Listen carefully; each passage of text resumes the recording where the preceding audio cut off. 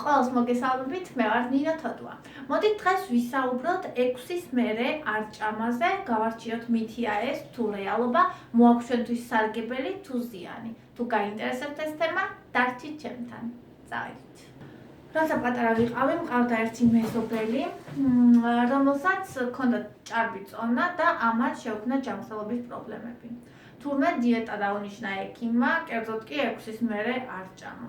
ერთხელ როცა მათთან სტუმრად მივედი, ვნახე რომ ამ კაცმა აიღო ერთი მთლიანი ლავაში, ერთი დიდი მათლაბა გაავსო ხორციანი სოუსით, დაიდგა წინ და დაიწყო ჭამა. მე თვალები შუბლზე ამივიდა და მის ცოლს ჩუმად ვკითხე, რა მოუვიდა მეთქი და იმან მითხრა, აიო დიეტაზეაო, ექიმა დაუნიშნა დიეტაო და 6-ის მერე არ უნდა ჭამოსო, ამიტომ სანამ 6 საათი გახდება ჭამსო.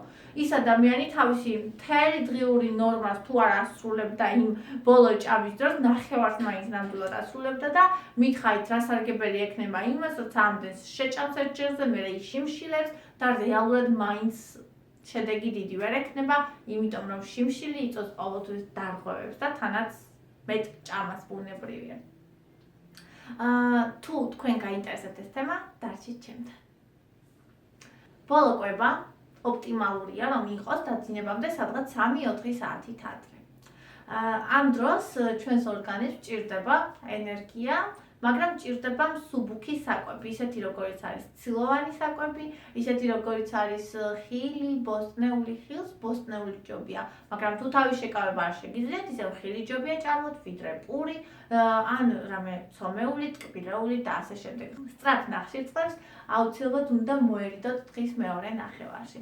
რაც შეეხება 6-ის შემდეგ არ ჭამას, ეს კარგი ვარიანტია იმ შემთხვევაში, თუ თქვენი ბოლო კვება არის ვთქვათ 6-7 საათი და თქვენ ამის შემდეგ სადღაც 9 საათზე იძინებთ. მაგრამ თუ თქვენ ღამის პირველ საათამდე, 12-მდე, ან თუნდაც 2-მდე არ გძინავთ, მაშინ გამოვა ძალიან დიდხნიანი შუალედი, 6 საათიანი და მეტი, რაც გამოიწვევს შიმშილის დაგროვებას, ასე ვთქვათ, ეს კი გამოიწვევს იმას, რომ თქვენ მიხვალთ მაცივართან, გამოალაგებთ იქიდან ყველაფერს, რაც გიყვართ, ჯერ შეხედავთ, მერე გასინჯავთ, მერე კი ვშო.